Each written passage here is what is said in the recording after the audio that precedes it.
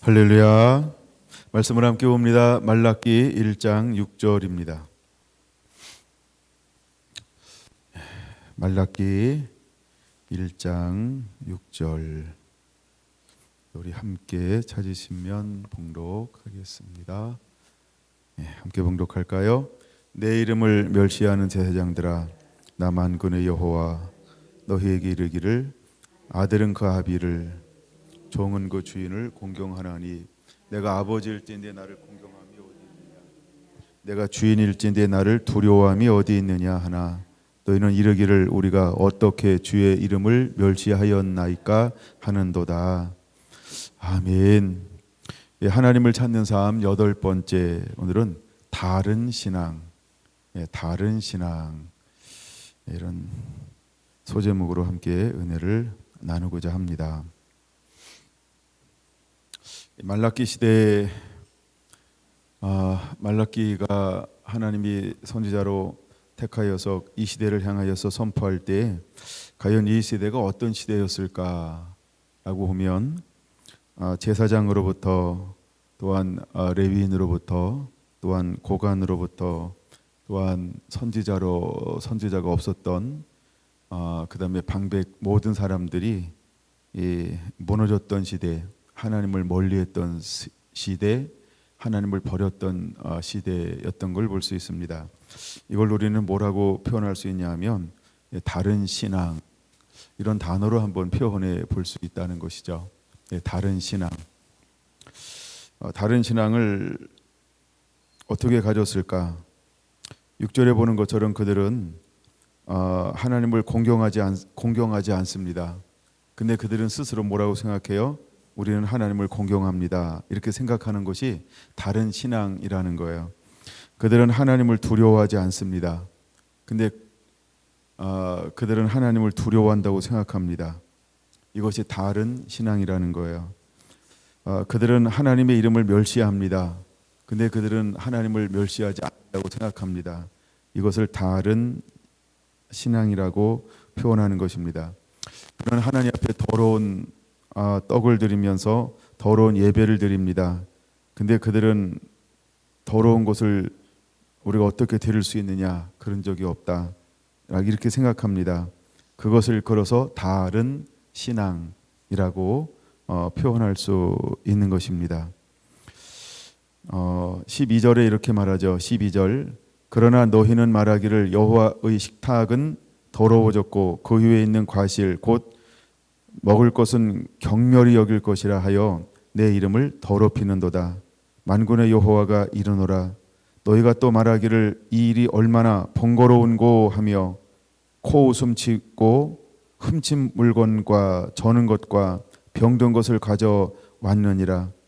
너희가 이같이 봉헌물을 가져오니 내가 그것을 내 손에서 받겠느냐, 이는 여호와의 말이니라. 짐승떼 가운데서 수컷이 있거늘 그 서원하는 일에 흠 있는 것으로 속여 내게 드리는 자는 저주를 받으리니. 아멘. 이것을 걸어서 우리는 다른 신앙이라고 말하는 것입니다.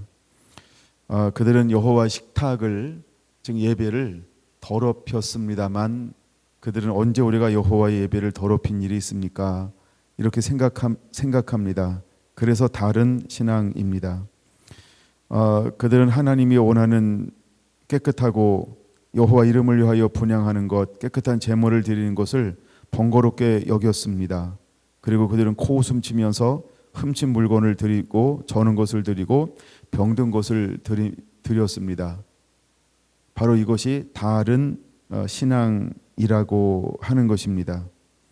그들은 서원하는 일에 흠 있는 것으로 속여 하나님 앞에 드리면서도 하나님이 받으실 것처럼 생각했습니다.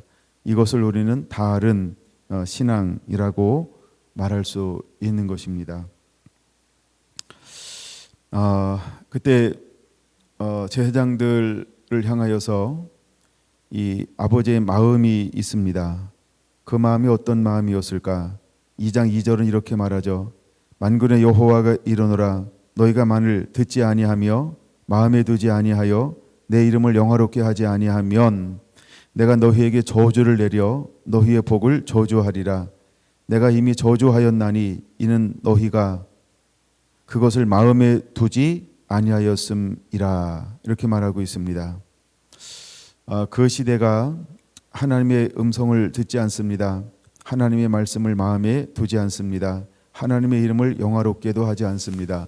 이것을 일컬어서 우리는 다른 신앙, 이렇게 이야기하는 것입니다.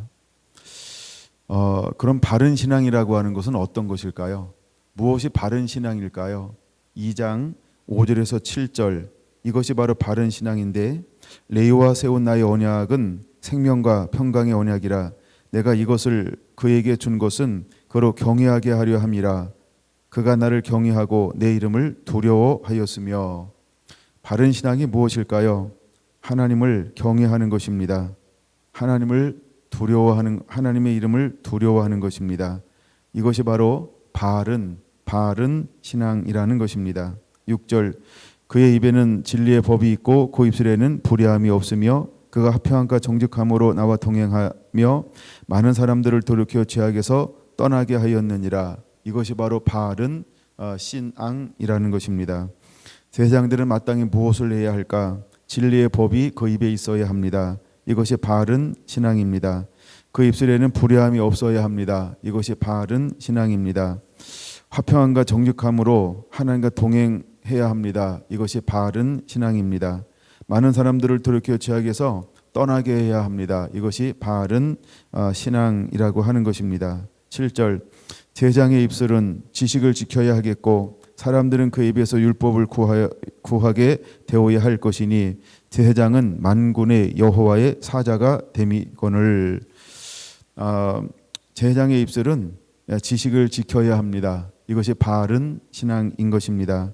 그래서 사람들이 제사장의 입에서 율법을 구해야 하는 것, 이것이 바른 신앙인 것입니다.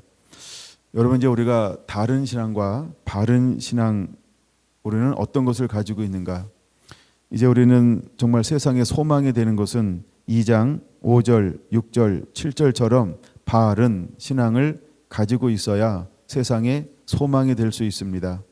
여러분, 말라기 시대나 예수님 시대나 오늘 이 시대에도 하나님은 어떤 사람들을 찾고 있냐 하면 바른 신앙을 가진 사람들을 찾고 있습니다. 그래서 우리는 말라기 2장 5절, 6절, 7절에 바른 신앙으로 무장한 하나님의 사람이 되어야 할 줄로 믿습니다. 이것이 없으면 바른 신앙이라 말할 수 없습니다. 근데 그 시대 사람들은 다른 길을 갔습니다. 다른 길을 걷게 됩니다. 2장 8절을 봅니다. 너희는 옳은 길에서 떠나 많은 사람을 율법에서 거스르게 하는도다.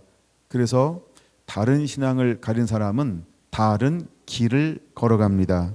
다른 길이란 무엇이냐 하면 옳은 길, 즉 진리의 길에서 떠나는 것입니다. 그 다음에 말씀의 길을 걸어가지 않는 것을 말하는 것입니다. 그래서 그들은 레위와 세운 언약을 깨트려 버립니다.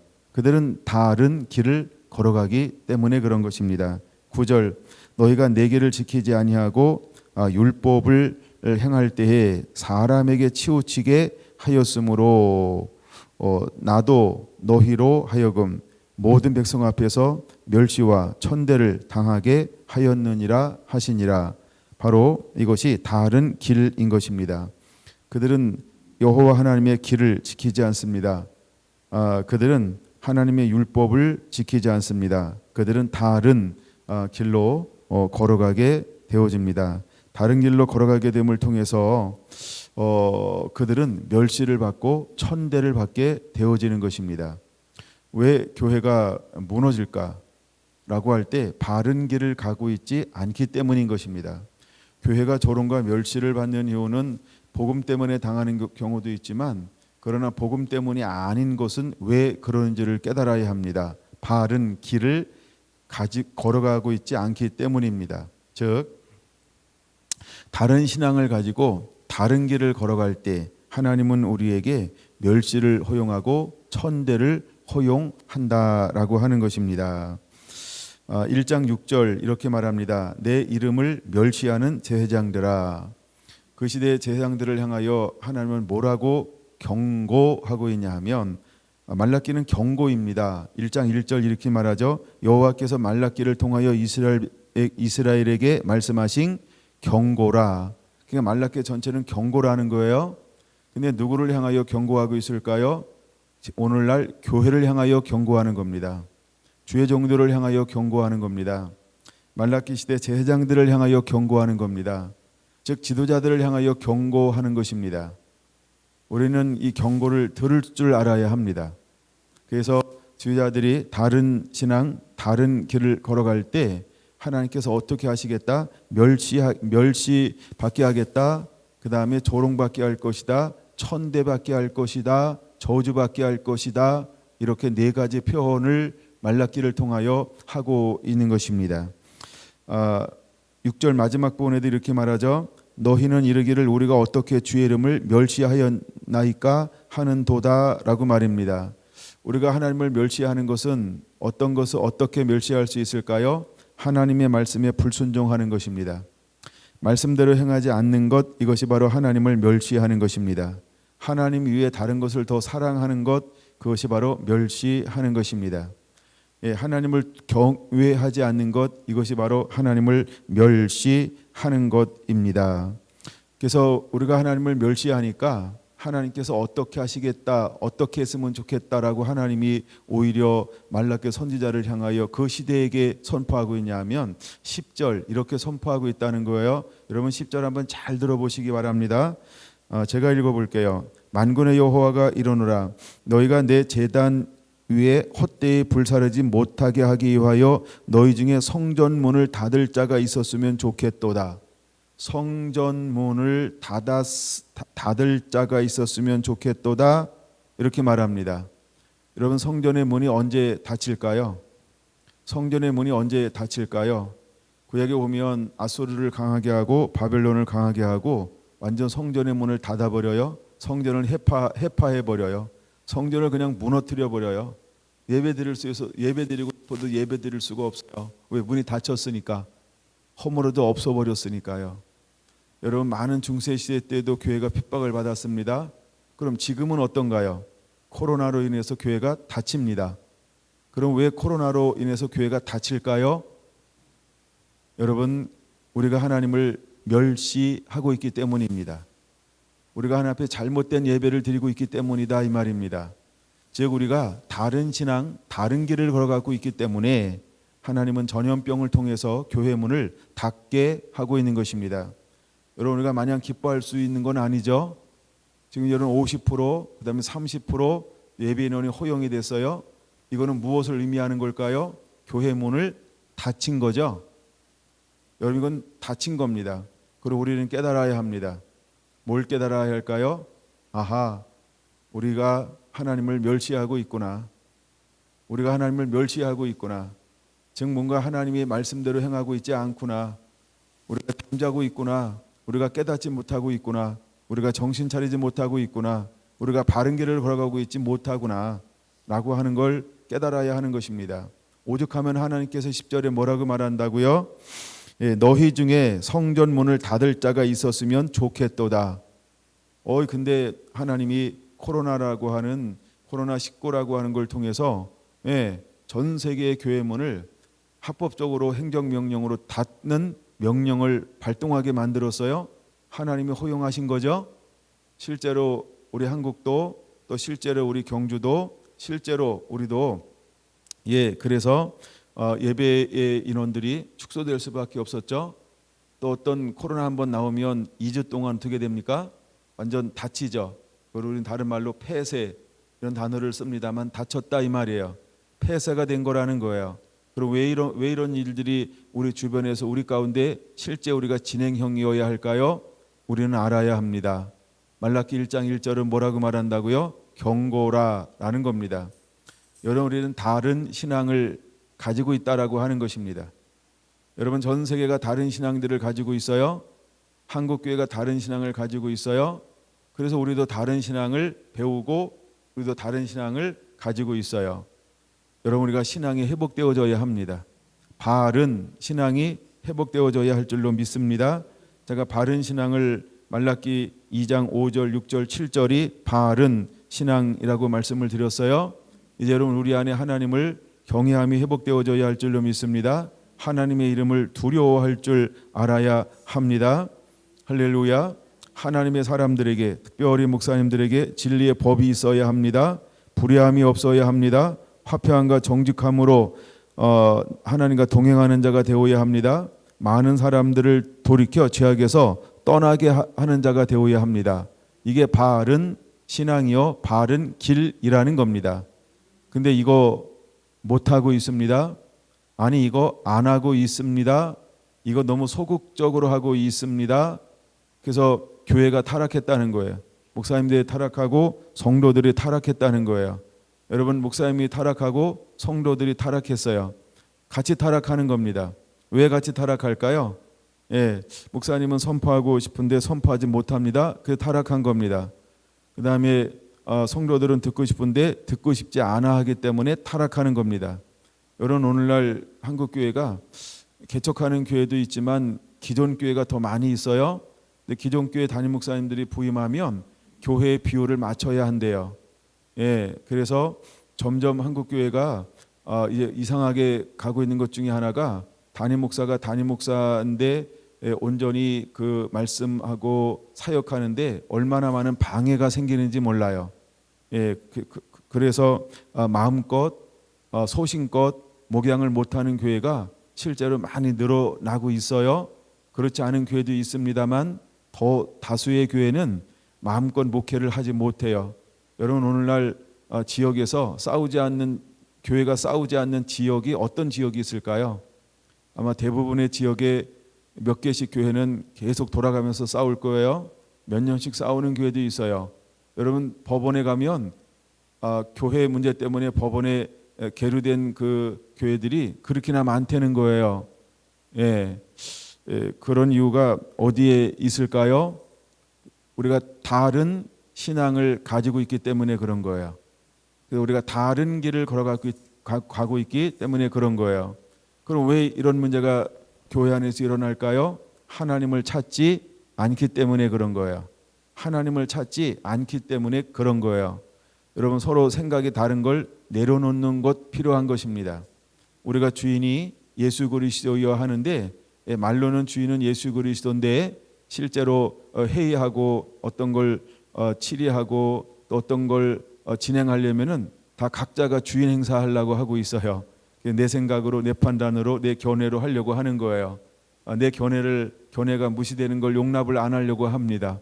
내 판단이 옳은데 내 생각이 맞는데 이걸 서로가 주장하는 거예요. 그래서 사실은 주인은 예수님이다라고 말하면서 자기 생각을 안 굽히는 건 주인이라는 거예요.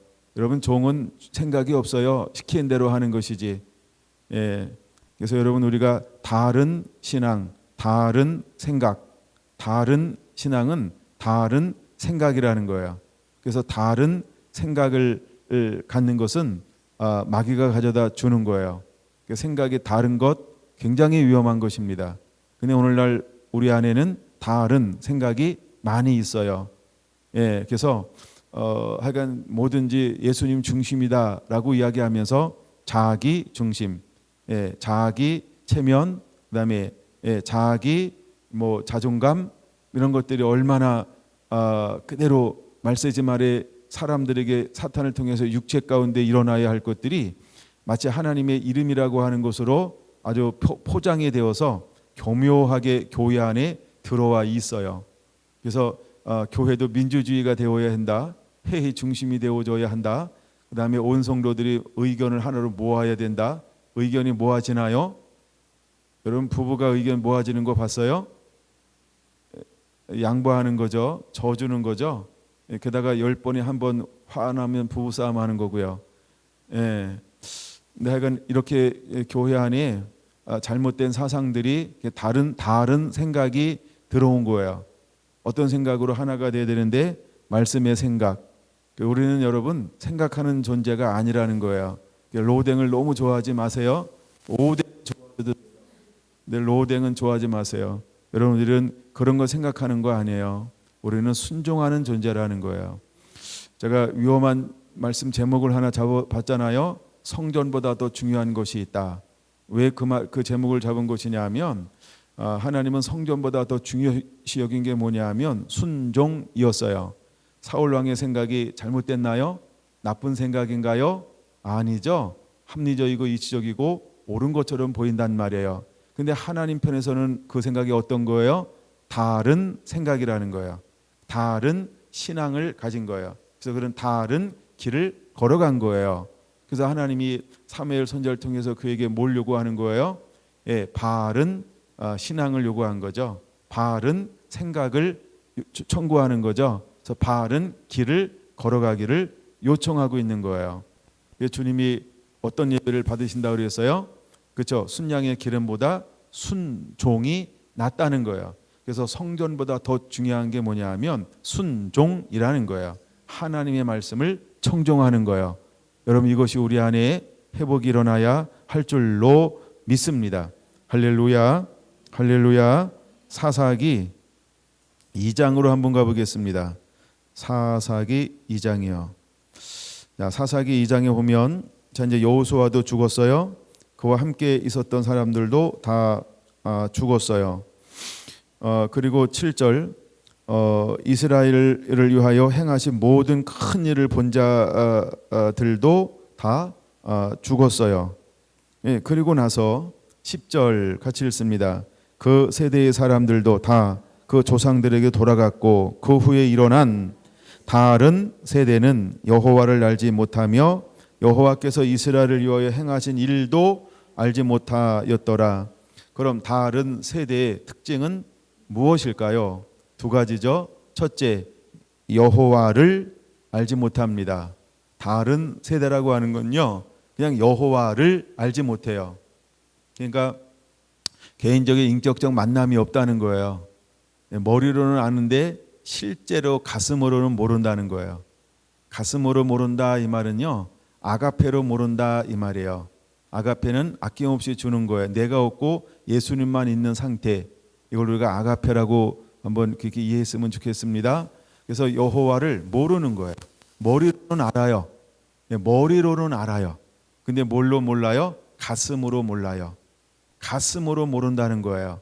이걸 다른 세대라고 표현하는 거예요. 바로 이 사람들은 자라면 자랄수록 어떤 신앙을 가질까요? 다른 신앙. 어떤 길을 걸어갈까요? 다른 길을 걸어가는 거예요. 그래서 어떻게 행동할까요? 다른 행동을 하게 돼 있는 거예요. 이걸 다른 세대라고 표현하는 거예요. 두 번째, 다른 세대의 특징이 뭐냐 하면 여호와께서 행하신 일도 몰라요. 여호와께서 그들을 향해서 어떻게 행하셨는지 일도 몰라요. 그럼 이는 알까요? 일도 모르고? 여호와께서 행하신 일을 몰라요. 그럼 여러분 우리가 간증해야 될까요? 안 해야 될까요? 자랑이 아닙니다. 간증이 필요하다는 거예요. 자랑이라는 함정에 속아서 간증하는 걸 두려워하지 않게 되길 바랍니다. 물론 자기를 높이는 것은 굉장히 종이 한 장 차이니까 아슬아슬할 수 있지만 그러나 우리는 그 길을 걸어가야 되는 거예요. 하나님께서 행하신 것들을 여러분과 은혜되라고 여호와 하나님이 우리를 향해서 행하신 것을 계속해서 우리는 기념하는 자가 돼야 돼요. 요단강을 건넜어요. 돌을 가져오라 그랬어요. 왜요? 기념하라고요. 홍해를 건너요. 그렇죠? 돌을 쌓았어요. 왜요? 기념하라고요. 그래서 그것을 보는 자마다 이게 뭐예요? 그러면 하나님이 이렇게 우리를 홍해를 건너게 했단다. 예, 하나님께서 우리를 이렇게 요단강을 건너가게 했단다. 기념하는 거예요. 기념하는 게 필요하다는 거예요. 그럼 기념인 목적이 뭐예요? 하나님이 행하신 일, 그것을 하나님이 어떻게 우리를 향해서 행하셨는지 그 앞뒤 좌우 정황을 그대로 계속해서 전달되어지기를 원하는 거예요. 그래서 우리가 하나님을 섬기면 하나님이 이렇게 인도하는구나라고 하는 이 간증을 통해서 하나님을 경외하게 만드는 거예요. 하나님을 의지하게 만드는 거예요. 하나님 앞에 겸비하게 만드는 거예요. 그래서 이런 세대가 일어난다는 거예요. 그래서 여러분 우리는 반드시 두 가지 다른 세대의 특징이 무엇인지를 알아야 돼요. 그러면 하나님을 아는 세대는 무엇을 정확하게 아는 거예요? 여호와를 아는 세대가 돼야 돼요. 두 번째, 여호와께서 행하신 이 일을 아는 세대가 돼야 돼요. 할렐루야. 이것이 바른 세대라는 거예요. 하나님이 기뻐하는 세대는 여호와를 아는 세대라는 것입니다. 그러므로 우리가 보통 이렇게 신학에서는 이야기해요. 인격적으로 하나님을 만났냐. 그게 인격적이다라고 하는 건 무엇을 의미하냐 하면, 너 하나님을 머리가 아닌 마음으로 만났니? 마음을 다하고 힘을 다하고 뜻을 다하고 정성을 다하는, 너 하나님을 사랑하는 너 마음에 사랑이 동하니? 사랑이 움직이니? 너 인격적으로 만났다는 것은 내 삶을 전부를 다 줄 수 있니? 네가 주인이 아니고 그분이 너의 주인이니? 여러 가지 이런 걸 묻는 단어가 인격적이라는 단어를 우리는 사용하고 있는 거예요. 근데 여러분, 우리가 마치 만난 경험이 없으면 인격적이지 않다라고 생각할지 몰라서 막 우리가 꾸며낼 수 있어요. 하여간 뭐 꾸며내도 상관이 없어요. 그러나 실제 삶을 살다 보면 뭐가 드러날까요?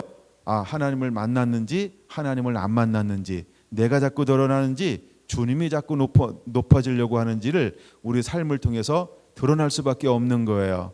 여러분, 이제 우리는요, 다른 신앙을 가지고 있는 것이 아닌 바른 신앙을 가진, 하나님을 체험한 자, 그리고 함께 동행하는 자가 되어야 할 줄로 믿습니다. 다시 말라기에서 아주 중요한 단어 하나를 보고 다음으로 넘어가 보려고 합니다. 말라기 1장 11절에, 오늘은 11절이 별표인데 말라기 1장 11절이 오늘은 별표인데요.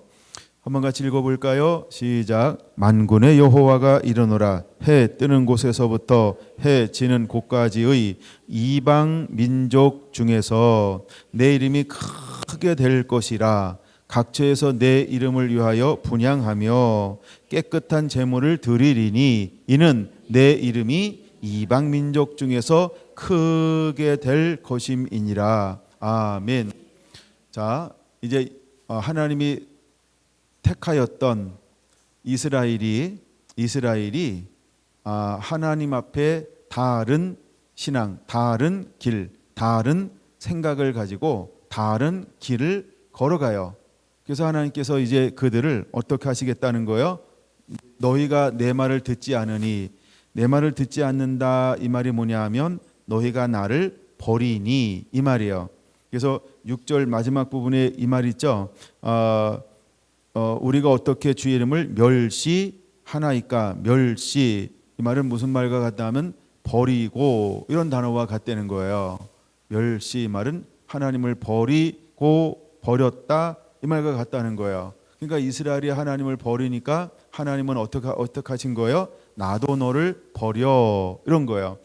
이제 그래서 말라기 선지자를 통해서 이스라엘을 버리고 대신 이 복음이 어디로 흘러가겠다, 내가 누구를 통하여 예배를 받겠다라고 하나님이 말씀하고 있는 거예요. 이방인을 통하여, 이렇게 말하는 거예요. 이방인을 통하여 이제 내가 예배를 받을 것이다 라고 말합니다. 근데 이방인들은 하나님 앞에 어떻게 예배할까요? 두 가지 예배를 드릴 거라는 거예요. 그러면 이스라엘 사람들은 뭐에 실패한 거예요? 두 가지에 실패한 거죠. 첫째, 내 이름을 위하여 분향하며 라는 거예요. 그럼 이스라엘은 예배를 하는데 실제로 예배 형식적으로 변화됐지만 누구를 위하여 예배한 거예요? 그들은요, 하나님을 위하여 라고 생각했지만 실제 누구를 위해서 외식적인 예배 형태를 가지고 있는 거예요? 나를 위하여. 그렇죠? 그래서 하나님은 이방인들을 택해 가지고요, 내 이름을 위하여 분향하게 할 것이다, 하나님이 이렇게 뜻을 정하셨어요. 두 번째, 내가 이방인들에게 깨끗한 제물을 드리게 할 것이다, 하나님이 이렇게 이방인들에게 깨끗한 제물을 드리게 할 것이다, 이렇게 하셨어요. 그러면 이스라엘 사람들은 하나님 앞에 어떤 예물을 드렸다는 거예요? 깨끗하지 않은 예배, 제물, 봉헌물을 드렸다라는 거예요. 예, 근데 그 시대 사람들이요, 다 눈이 멀어 있었기 때문에 그걸 깨닫지 못하는 거예요. 여러분, 우리가 다른 신앙, 다른 생각, 다른 길을 걸어가면 헤어나지 못해요. 깨닫지 못하는 거예요. 예, 여러분 우리가 코로나 왔다고 깨달을까요? 아마 우리는 다른 방법, 테크닉을 찾아서 헤맬 수 있어요. 본질이 뭘까? 본질은 다른 신앙, 다른 생각, 다른 길을 버리고 하나님이 원하시는 바른 신앙, 바른 생각, 바른 길을 걸어가는 거예요. 여러분 그것은 아주 간단한데 그게 뭐냐 하면 하나님의 말씀을 순종하는 것이랍니다. 예, 무엇을 자꾸 하려는 프로그램이 아닙니다. 예, 프로그램이 아니라는 거예요. 프로그램으로 개혁할 수 없어요. 하나님은 프로그램 안에 가둬놓을 수가 없어요. 예, 근데 자꾸 우리는 세미나를 통해서 전략적으로 이런 교수들이나 학자들이요, 자꾸 방법을 찾아내려고 그래요. 방법을 자꾸 찾아내려고 그래요. 근데 더 중요한 것은 우리가 하나님 앞에 엎드리는 거예요. 그리고 회개하는 거예요. 그리고 하나님을 찾는 거예요. 정말 하나님을 찾는 거예요. 그럼 하나님을 찾는데 언제까지 찾아야 할까요? 언제까지 찾아야 할까요? 하나님을 찾을 때까지 찾아야 돼요. 만날 때까지 찾는 거예요. 여러분 드라크마를 잃어버렸어요. 언제까지 찾나요? 양을 잃어버렸어요. 언제까지 찾나요? 그렇죠? 근데 왜 우리는 다른 방법으로 선회하고 하나님의 얼굴 구하는 거는 40일 하고 끝날까요? 왜 21일 하고 끝날까요? 왜 12일 하고 끝날까요? 왜 7일 하고 끝날까요? 40일 했는데 못 찾았잖아요. 그럼 41일, 42일 계속해서 해야 되는 거 아닐까요? 이게 바로 프로그램이라는 거예요. 감동받고 했다고요? 하여간 다른 생각인가 봐요. 그래서 여러분 우리가 바른 생각, 바른 길을 갖고 우리가 하나님을 찾는 것은 어떻게 해야 되는지를 알아야 돼요. 여러분 우리가 찾을 때까지 찾는 거예요. 그게 바로 바른 생각이에요. 여러분 우리가 프로그램으로 하려고 하는 것 아니라는 거예요. 왜 우리가 하나님을 찾아야 되는가? 를 다시 한번 이런 걸 통해서 우리에게 보여주는 거예요. 자, 그래서 하나님은 어떤 계획을 가지고 계셨냐 하면 이제 이방인들을 통하여서 이렇게 하면서 이제 복음이 또 이런 예배가 언론 넘어갈 거에 대해서 보여주고 있는 거예요. 그렇죠. 이방인에게로 넘어갈 것이다라고 하는 것을 보여주고 있는 거예요. 근데 이 이방인에게로 복음이 넘어가기까지는요, 얼마나 오랜 시즌, 즉 시간이 지나야 되는지 몰라요. 자, 400여 년이 지났어요. 400여 년이 지났어요. 사도행전 9장으로 한번 가보겠습니다. 자, 예수님도 오셨다가 가셨어요. 얼마나 많은 시간이 흘러갔는지 몰라요. 자, 사도행전 9장 보자 그랬어요. 어떤 사람이 2절 봅니다. 어떤 사람이 그 도를 따르는 사람을 만나면, 사도행전 9장 2절, 그 도를 따르는 사람을 만나면, 중간에 있죠. 도는 복음이에요. 도는 말씀이에요. 도는 바른 신앙, 바른 길, 바른 생각을 말하는 거예요. 그래서 그 도를 따르는 사람을 만나면 이제 잡아오기 위해서 떠나가는 한 사람이 있어요. 근데 하나님은 이 사람을 만나주고 있어요. 3절, 하늘로부터 빛이 그를 둘러 비치는지라. 소리가 있어 이르되 사울아 사울아 내가 어찌하여 나를 박해하느냐. 그가 예수님을 박해한 건 아니고 예수님을 믿는, 즉 도를 따르는 사람들, 바른 길을, 바른 신앙을 가지고 있는 사람들을 박해했죠. 그랬더니 예수님은 바른 신앙을 가지고 있는 사람이 누구와 같다라고 말씀하고 있어요. 예수님과 같다, 즉 나를 박해하는 것과 같다, 이렇게 말씀을 하고 있는 거예요.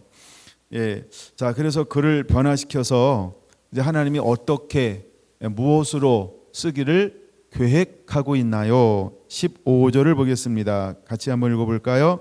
주께서 이르시되 가라, 이 사람은 내 이름을 이방인과 임금들과 이스라엘 자손들에게 전하기 위하여 택한 나의 그릇이라. 와, 드디어 물론 베드로를 통하여서 고넬료라고 하는 이방인에게 복음을 전하는 것도 주었지만, 이제 점점 이 계획이 유대인이 아닌 이방인들을 통하여서 하나님께서 합당한 예배, 즉 바른 예배, 바른 신앙, 바른 길, 바른 생각을 가지고 하나님의 이름을 위하여 또 하나님 앞에 정결한 예배를 드리기 위하여 하나님이 누구를 기로 마음먹으셨다고요? 1장 10절에 보니까 이방인이요. 말라기 1장 10절 이방인을 택하였죠.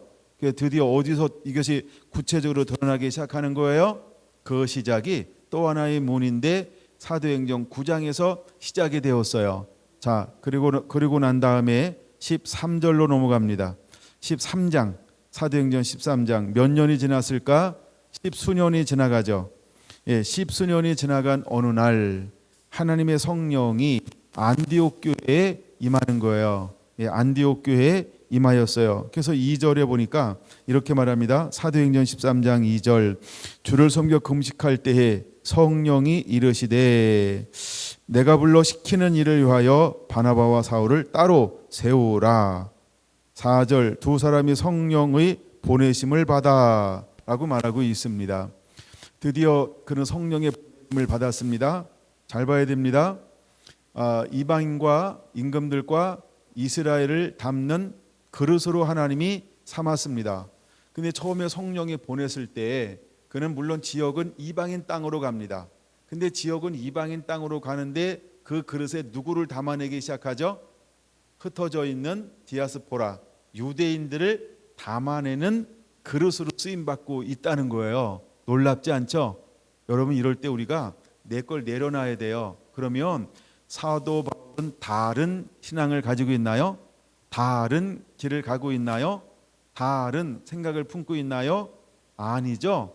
우리 생각과 부닥침이 있을 수 있지만 하나님의 생각은 우리 생각과 다르다. 하나님의 방법은 우리의 방법과 다르다. 또 하나님의 시즌은 우리의 시즌과 다르다라고 하는 걸 우리가 늘 이해해야 한다는 거예요. 그러니까 여러분들이 어떤 일을 진행하다가 이거 처음 말한 거하고 다른데 그거에 걸리지 않게 되길 바라고, 그거에 너무 초점을 두지 않게 되길 바라요. 초점을 엉뚱한 데 자꾸 둬서 초점을 잃어버리지 않게 되길 바랍니다. 예, 그래서 하나님이 이방인을 위하여 택한 그릇이라고 말했어요. 근데 그를 통해서 이방인만 담아내는 게 아니고, 그렇죠? 이방인들과 임금들과 이스라엘 자손들을 담기 위한 택한 나의 그릇이라고 말했어요. 자, 그러고 난 다음에 먼저 파송받을 때 그가 어디로 갑니까? 디아스포라, 흩어져 있는 유대인들을 담아내기 위해서 가고 있다는 것입니다. 자, 그래서 이제 구브로에 이르렀습니다. 그리고 더 나아가 안디옥에 갔습니다. 안디옥에 가서 복음을 증거하기 시작해서요. 42절 봅니다. 13장 42절 그들이 나갈새 사람들이 청하되 다음 안식일에도 이 말씀을 하라 하더라. 희당의 유대인과 유대교에 입교한 경건한 사람들이 많이 바울과 바나바를 따르니, 이렇게 말합니다. 그렇죠? 복음 가지고 어디로 갔어요? 디아스포라, 이방인들에게 간 것처럼 보이는데 실제는 이방인 땅에 가서 누구에게 복음을 전했어요? 유대인들과 유대교에 입교한 사람들에게 복음을 증거했다는 것입니다. 근데 이제 이때부터 드디어 어떤 현상이 일어나냐면 말라기 1장의 현상들이 동일하게 일어나요. 그러면 말라기 시대나 그다음에 사도 바울 시대나 그럼 약한 그냥 400년 그럴까요? 아니면 한 460년이라 그럴까요? 하여간 시간이 지난 거예요. 그런데도 불구하고 여전히 이 시대에는 어떤 신앙을 가지고 있나요? 유대인들이 다른 신앙, 그렇죠? 다른 신앙을 가지고 있죠. 복음을 증거하니까 복음만 받아들이는 것이 아니고 그들은요 테크닉, 어떤 은사적인 것 이런 것들을 더 환호하고 원하는 측면이 있었다는 거예요. 그리고 그들에게는 기준이 하나 있었어요. 자기들만의 기준인데 장로들의 유전이라고 말하는 무엇을 가지고 있었다? 율법을 가지고 있었다라는 거예요. 그러니까 다른 걸 가지고 있었어요. 이걸 이렇게 표현할게요. 다른 생각. 기준이 내가 생각할 때 이게 기준인데, 이게 예배 방법인데, 이게 사역 방법인데, 이게 섬김 방법인데, 이렇게 예배하고 이렇게 찬양해야 되는데 이건 뭐야? 이런 것을 가지고 있었어요. 근데 자기들은 그것이 다르다고 생각했을까요? 안 했을까요? 한 번도 이것이 다르다라는 생각을 안 했어요. 이게 다른 신앙이다라고 생각하지 않았다는 거죠. 자, 그래서 처음에 사도 바울이 전하여 주는 그 복음을 듣고 나서 수많은 사람들이 은혜를 받았어요. 예. 그리고서 다음 안식일에도 이 말씀을 전해주면 좋겠다. 너무너무 좋아했어요. 일주일이 지나가고 있습니다. 근데 경건한 사람들이 많이 바울과 바나바를 따르기 시작을 합니다. 그러니까 경건하다라고 하는 사람들, 그러니까 이 사람들이 이제 율법에서 복음으로 눈이 띄어지기 시작한 것처럼 보여지죠. 예, 실제로 눈이 띄어지고 있는 거예요. 그랬더니 그 중에 리더들, 즉 지도자들이 그 다음 안식일 날 무엇을 보고 듣게 되어지나요? 44절, 그 다음 안식일에는 온 시민이 거의 다 하나님의 말씀을 듣고자 하여 모이니, 이제 여기까지는 별 문제가 없어요. 그 다음 이제 지도자들이 이걸 봤어요.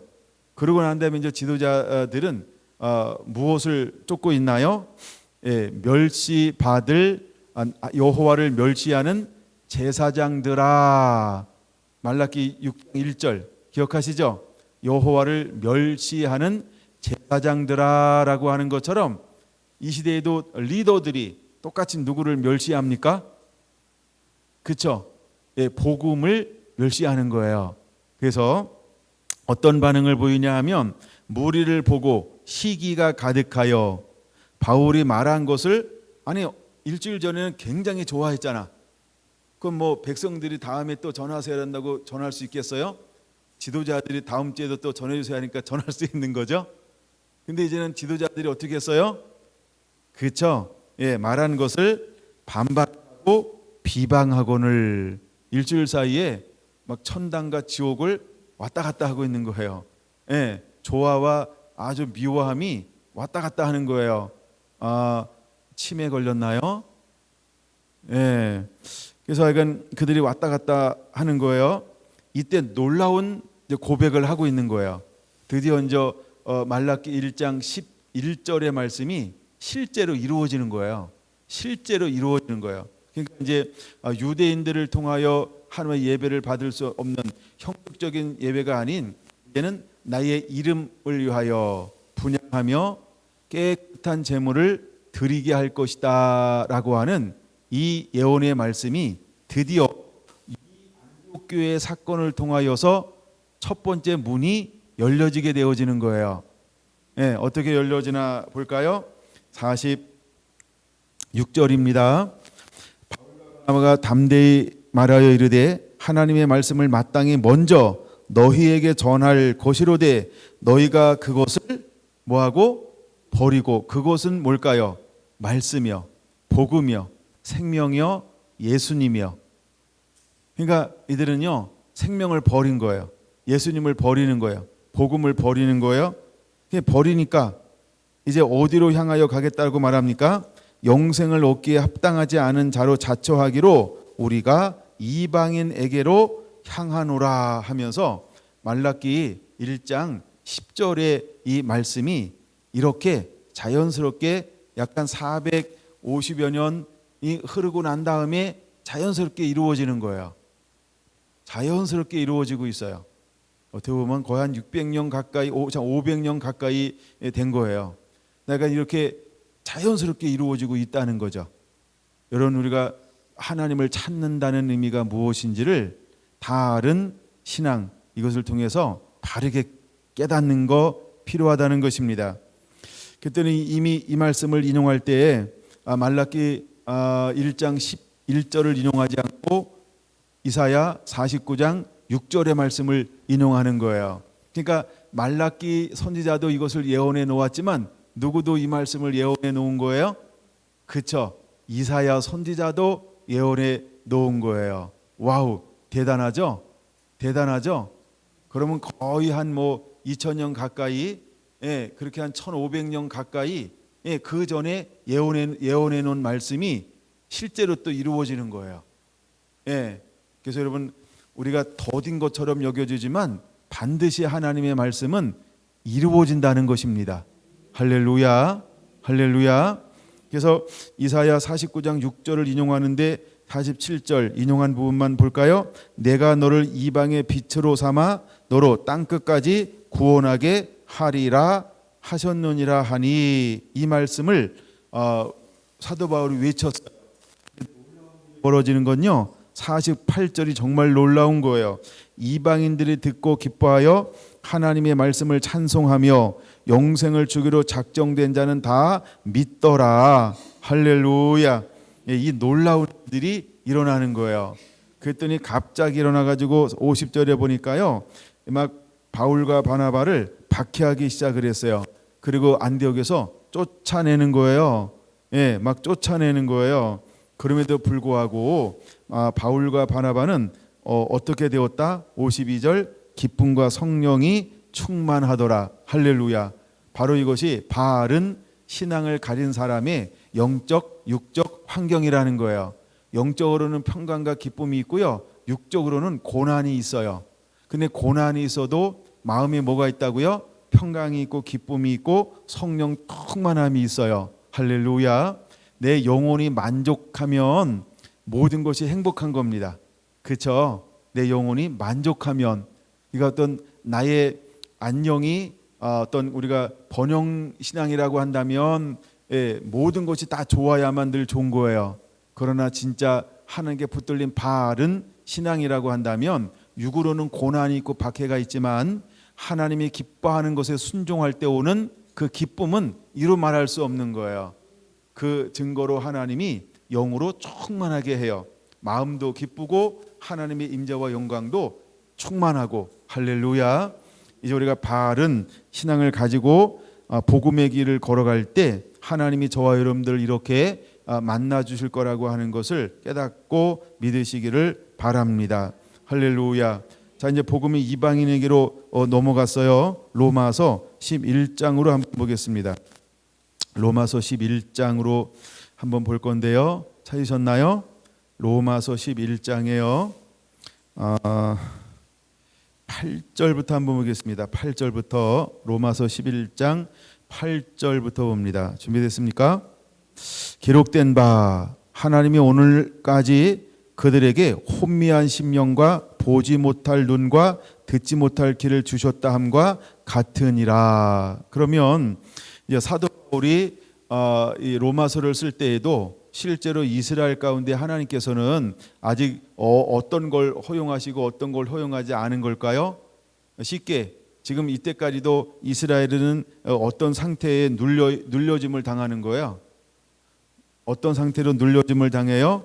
혼미한 상태요. 그래서 혼미한 심령, 보지 못하는 눈, 듣지 못하는 귀를 가졌기 때문에 그들은 예배를 회복할래야 회복할 수 없고 바른 것을 걸어갈래야 걸어갈 수 없고, 그래서 그들은요 여전히 지금까지도 어떤 신앙을 가지고 있다? 다른 신앙을 가지고 있는 거예요. 그럼 다른 신앙을 가지고 있는 대표적인 사람들이 누구라고요? 유대인이요. 지금도 이스라엘 가운데 있는 정통 유대인들은 어떤 신앙을 가지고 있을까요? 그렇죠? 다른 신앙을 가지고 있는 거예요. 그래서 그들이 복음을, 그리스도를 지금도 억수로 핍박하고 있어요. 박해하고 있어요. 그래서 그 어느 감독이 영화 하나 찍었죠. 그 메시아닉 주들이 예수 믿는 이스라엘이 얼마나 그들을 통해서 핍박받는지, 막 테러 공격을 하고, 그 사회, 주류 사회에서 들어가지 못하도록 방해하고 있고, 그다음에 이제 알리야를 해가지고 이스라엘의 시민권을 따면 그들은 전부 이스라엘로 개종을 시켜요. 하여간 뭐 그렇게 행정적인 체계로 끊임없이 그것을 유도하고 있다는 거예요. 유도하고 있어요. 근데 왜 지금도 이런 일들이 벌어지냐 하면 이미 2000년 전에도 동일한 일이 있었어요. 근데 이 말씀은 처음에 누구를 통하여 이걸 하나님이 우리에게 공개해 줬을까요? 11장 8절은 어디에 나오는 말씀이에요? 어디에 나오는 말씀이죠? 이사야 선지자를 통해서 하나님이 그를 불러서 자기 민족 이스라엘에게 보낼 때 하나님이 하신 말씀이죠. 기억나는지 모르겠어요. 이사야 6장 9절 10절인데요. 이미 이거는 이사야를 통해서도 하나님이 말씀하신 거예요. 그럼 너무나 놀랍죠. 이 시대 사도 바울이 때도 그들은요 혼미한 심령을 갖는 거예요. 혼미하니까 그들은요 바른 길을 걸어갈 수가 없어요. 그다음에 눈으로는 보지 못하고 귀로 듣지 못하니까 무엇이 생기지 않을까요? 믿음. 무엇이 생기지 않을까요? 믿음이 만들어지지 않는 거예요. 그러니까 그들은 예수님을 뭐 할 수밖에 없는 거예요. 그렇죠? 박해할 수밖에 없는 거예요. 왜? 믿음이 만들어지지 않으니까. 그다음에 믿음이 없으니까 그들은 늘 누구의 밥 역할을 할까요? 사단의 밥 역할을 하는 거예요. 그래서 사단의 밥 역할을 하는 거예요. 그래서 언제든지 사단이 그들을 쉽게 유혹하고 쉽게 미혹할 수 있다라고 하는 거예요. 우리가 여러분 그런 걸 깨달아야 돼요. 왜? 아직 하나님이 이것을 막고 있기 때문에 그런 거예요. 이걸 하나님이 막고 있기 때문에 그런 거예요. 자, 근데 언제까지 이것을 할 것인가? 11절 넘어옵니다. 11절 로마서 11장 11절 그러므로 내가 말하노니 그들이 넘어지기까지 실족하였느냐? 그럴 수는 없느니라. 그들이 넘어짐으로 넘어짐으로 구원이 이방인에게 이르러 이스라엘로 식인하게 함이니라. 이제 이방인이 하나님의 복을 받아요. 그래서 많이 부흥할 거고 윤택해질 거고 기름질 것이고 실제로 예수님을 알고 하늘을 알고 하나님을 알아요. 그래서 여호와 영광으로 충만해요. 그래서 범사가 막 잘되고 강건해요. 실제로 전 세계에 기독교가 즉 복음이 들어간 나라가 거의 다 선진국이에요. 복음이 들어간 나라가 거의 다 잘 살아요. 이거 뭘 보여주는 걸까요? 이스라엘로 식이 나게 하는 거예요. 왜냐하면 실제로 역사를 딱 보면 유대인들이 가는 곳들마다 유대인들은 아주 머리를 잘 굴려서 뭐를 장악했죠? 상권을 장악하는데 재정권을 장악해버려요. 그래서 은행을 처음 시작한 민족이 유대인들이라는 거예요. 그래서 상권을 장악해요. 그래서 이들은요. 근데 실제로 이 땅 가운데 하늘과 땅의 복을 누리는 민족들은 대부분 복음이 들어간 민족이라고 하는 거예요. 하여간 대부분은 그렇다는 거예요. 100%가 아니고. 근데 하여간 여러 가지로 시기나게 할 거라는 거예요. 여러 가지로 시기나게 할 거라는 거예요.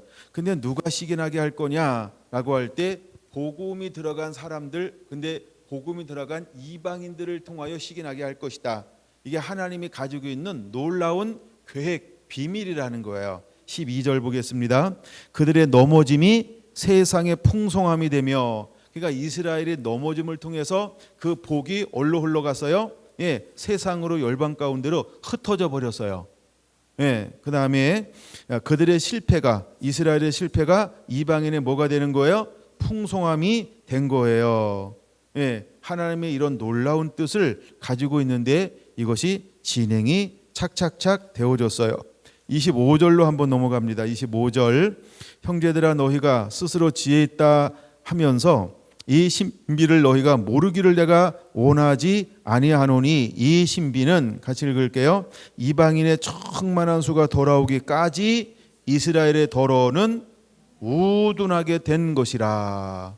그러니까 이스라엘의 더러는이라는 말이 소수가 아니고 대다수는 우둔하게 되는 거예요. 우둔하게 된다 이 말이 뭐냐 하면 혼미한 심령, 보지 못하는 눈, 듣지 못하는 귀를 계속해서 하나님이 그렇게 눌러놓을 거다.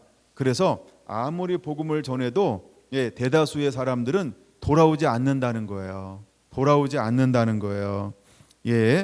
자, 그래서 그들이 우둔하게 되는 것은 하나님의 놀라운 뜻이죠.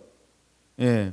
그래서 26절 그리하여 온 이스라엘이 구원을 받으리라 기록된 바 구원자가 시온에서 오사 야곱에게서 경건하지 않은 것들을 돌이키시겠고 내가 그들의 죄를 없이 할 때에 그들에게 이루어질 내 언약이 이것이라 하면서 이제 어느 때가 되면 26절 온 이스라엘이 구원을 받을 것이다 이렇게 말씀하고 있다는 거예요. 그래서 어느 때가 되면 이스라엘이 구원을 받을 것이다 라고 하는 것이 이미 뭐가 되어져 있다? 예언되어져 있다라고 하는 거예요. 여러분 이 말씀을 좀 더 충분히 읽고 그러면서 하나님은 이스라엘 향해서 어떤 걸 가지고 있냐면 요건 꼭 읽고 넘어갈게요. 30절이요. 내가 전에는 하나님께 순종하지 아니하더니 이스라엘이 순종하지 아니함으로 이제 궁휼을 입었는지라 이와 같이 이 사람들이 순종하지 아니하니 이는 너희에게 베푸시는 궁휼로 이제 그들도 궁휼을 얻게 하려 하심이라. 이제 하나님이 이스라엘에게 하나님이 뭘 베풀 것이냐면 궁휼이요. 또 하나 이방인에도 하나님께서 궁휼을 베풀 것이다.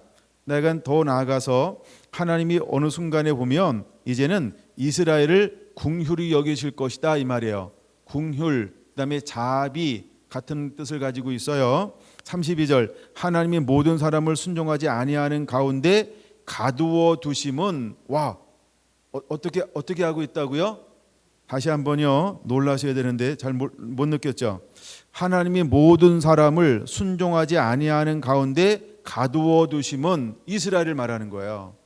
그러니까 이스라엘 하나님께서 어디다가 가두어 놓았어요? 순종하지 아니하는 가운데 순종하지 못하도록 가두어 놓았다 이 말이에요. 그러니까 그를 우둔하게 만든 거예요. 우둔하게 만든 건 뭐라고요? 마음은 혼미하고 눈은 가리고 귀는 막히게. 그래서 기가 막힌 사람들이에요. 그래서 하나님께는 막힌 거야. 하나님께는 막혔어요. 예. 그래서 이들이 뭘 못 봐요? 진리를 못 봐요. 빛을 못 봐요. 예수를 잘 못 보는 거예요. 왜? 하나님이 가두어 놓았기 때문에요. 근데 모든 사람에게 궁휼을 베풀려 하심이로다 하면서 이스라엘을 가두어 놓음을 통해서 모든 사람은 열방을 말하는 거예요. 그래서 하나님의 궁휼이 열방 가운데 팍 퍼져버렸어요. 그래서 하나님은요 이스라엘도 구원하고 열방도 구원하고 이게 대단한 시작점이 되는 말씀이에요. 그래서 이방인의 세대가 오고 이방인이 복을 받고 이방인이 구원 얻는 놀라운 역사가 여기서부터 시작되어지는 거예요. 그래서 하나님은 전부를 뭐한다? 궁휼히 여기신다라는 거예요. 이 궁휼이라는 단어는 어마어마한 단어입니다. 이 어마어마한 단어예요. 궁휼이라는 단어는 어마어마한 단어입니다. 자, 그러면서 이제 우리가요 이해를 잘 못하잖아요. 이걸 자꾸 머리로 이해하려고 하잖아요.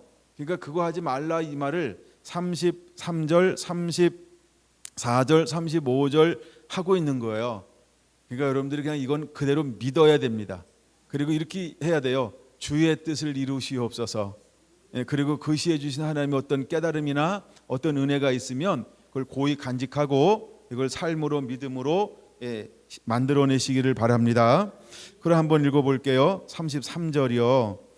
깊도다 하나님의 지혜와 지식의 풍성함이여 그의 판단은 헤아리지 못할 것이며 그의 길은 찾지 못할 것이로다. 할렐루야.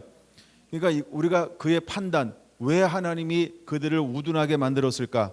왜 하나님의 그들을 보지 못하고 듣지 못하고 깨닫지 못하는 혼미한 심령을 지금까지도 허용하는가? 그걸 우리가 모른다 이 말이에요. 그리고 그들을 하나님께서 줄 모든 풍성함을 누구한테로 넘겨버렸어요? 이방인에게를 통해서 내 이름을 위하여 예물을 드리고 깨끗한 제물을 여호와께 드리게 하는지 그걸 우리가 다 이해할 수 있다? 이해할 수 없다는 거예요. 왜 그렇게 하셨는지. 그래서 33절에서 36절까지는 어마어마한 비밀이 담겨져 있어요. 여러분들이 그냥 이걸 그냥 단순하게 읽고 단순하게 반응하는 게 최고일 겁니다. 그래서 그 판단은 헤아리지 못할 것이며 그의 길은 찾지 못할 것. 누가 주의 마음을 알았느냐? 누가 그의 모사가 되었느냐? 누가 주께 먼저 드려서 갚으심을 받겠느냐. 이는 만물이 주에게서 나오고 주로 말미암고 주에게로 돌아감이라. 그에게 영광이 세세에 있을지어다. 아멘. 하면서 이렇게 이건 하나님의 주권 안에 속한 것이다 라고 하면서 이렇게 하나님이 싹 열었다가 닫았고 닫았다가 열었고, 그러니까 이거는 닫힌 것이 아니고 열려져 있는데, 열려 있는데 하나님의 영에 의해서 이게 깨달아짐을 당해야 되지, 우리가 임의로 막 머리를 굴려서 지식적으로 막 한다고 이게 깨달아지는 것은 아니다. 내가 이 하나님 놀라운 계획이 약간 진행되고 있다라고 하는 것입니다. 이제 한 군데를 더 보고 말씀을 마쳐야 좀 그래도 괜찮지 않을까 싶어서 약간 조심스럽게 여러분들이 한번 들어보시기 바랍니다. 요한계시록 7장으로 한번 넘어가 봅니다. 요한계시록 7장으로 넘어갑니다. 2일 후에 내가 내 천사가 땅 내 모퉁이에 선 것을 보니 땅의 사방의 바람을 붙잡아 바람으로 하여금 땅에나 바다에나 각종 나무에 불지 못하게 하더라. 또 봄에 다른 천사가 살아계신 하나님의 인을 가지고, 우리가 하나님을 표현할 때 살아계신 하나님의 인 이렇게 표현했어요. 해 돋는 데로부터 올라와서 바다와 땅과 바다를 해롭게 할 권세를 받은 네 천사를 향하여 큰 소리로 외쳐 이르되, 우리가 우리 하나님의 종들의 이마에 인치기까지 땅이나 바다나 나무를 해하지 말라 하더라. 이렇게 말하고 있는 거예요. 그러면 2일 후에라고 하는 것은 6장을 봐야 되겠죠. 그러면 이제 몇 번째 인깔이 떨어졌어요? 첫 번째, 두 번째, 세 번째, 다섯 번째, 여섯 번째 인까지 떨어졌어요. 2일 후에라고 말하는 거죠. 그러니까 여섯 번째 인깔이 떨어졌어요. 이제 일곱 번째 인이 떨어져야 되는데 그 인이 떨어지기 전에, 그렇죠, 음성이 들려오는 거죠. 그리고 네 천사를 향하여서, 그 네 천사가 뭐하는 천사냐 하면 땅과 바다를 해롭게 할 권세를 가지고 있는 거예요. 해롭게 할 권세를 가지고 있어요. 근데 그 해롭게 할 권세가 작동이 되기 전에 하나님이 한 천사를 통하여서 뭘 하기 원하냐 하면, 우리가 우리 하나님의 종들의 이마에 인치기까지는 해롭게 하지 마라 하면 잠시 멈춤의 시간을 갖고 있는 거예요. 근데 이제 이때 이제 누가 돌아오게 되냐 하면, 그쵸, 아까 로마서 11장에 있는 혼미하고 그다음에 답답하고 깜깜하고 있는 이들에게 먼저 무엇이 열려지게 되냐 하면, 이게 열려지는 역사가 일어나는 거예요. 그래서 하나님의 사람들에게, 하나님의 종들에게 이렇게 표현하고 있어요. 하나님의 종들에게 이런 표현을 쓰고 있는데, 해가 오른 거기까지, 그러니까 종들에게 이마에 인치기까지 땅이나 바다나 나무들을 해하지 말라라고 했습니다. 그리고 4절, 내가 인침을 받은 자의 수를 들으니 이스라엘 자손의 각 지파 중에서 인침을 받은 자들이 14만 4천이니라 이렇게 말하는 거예요. 이제 우리가 이스라엘 사람들 중에서, 이게 이제 우리가 이제 나중에 성경을 자신 또 하나의 관점으로 바라볼 게 뭐였냐면, 바른 신앙인데, 그럼 바른 신앙은 누가 갖고 있을까? 그것은 남은 자, 이런 거, 남은 자, 이런 저 신앙 하나인데 흐름이 있어요. 그 남은 자를 말하는 거예요. 그들에게 인침을 받는데 각 지파 중에서 인침을 받은 사람이 14만 4천이다 라는 거예요. 자, 인침이 다 끝났어요. 그 다음에 9절 봅니다. 이제 9절, 2일 후에 내가 보니, 이렇게 말하죠. 2일 후에 내가 보니. 그럼 이제 인침이 끝났어요. 그때 이제 이거는 누가 보는 거예요? 그렇죠? 예, 요한이 보는 거예요. 각 나라와 족속과 백성과 방언에서 아무도 능히 셀 수 없는 큰 무리가 나와 흰옷을 입고 손에 종려가지를 들고 보호자 앞과 어린 양 앞에 서서 큰 소리로 외쳐 이르되, 구원하심이 보호자에 앉으신 우리 하나님과 어린 양에게 있도다 하니. 여러분, 이들은 어떤 사람일까요? 인침받은 사람인데 승리한 사람, 믿음으로 승리한 사람, 끝까지 인내함으로 승리한 사람, 믿음의 길을 걸어가고 있는 이 사람들 말하죠. 그럼 이 사람을 우리가 이제 이렇게 표현해 볼게요. 바른 신앙을 가진 사람들. 다른 길이 아니고, 다른 생각이 아니고, 다른 신앙이 아니고 바른 신앙을 가지고 있는 사람들을 말하는 거예요. 그래서 바른 신앙을 가졌다라고 하는 것은 첫째 중요한 게 뭐냐 하면 하나님을 찾는 사람이다. 하나님을 찾는다라고 하는 건 뭐냐 하면 하나님의 말씀을 순종한다, 하나님만 섬긴다, 이것이 바로 하나님을 찾는 사람이다 라고 하는 것입니다. 그래서 이렇게 마지막에 승리하게 될 것을 보여주고 있다라고 하는 것입니다.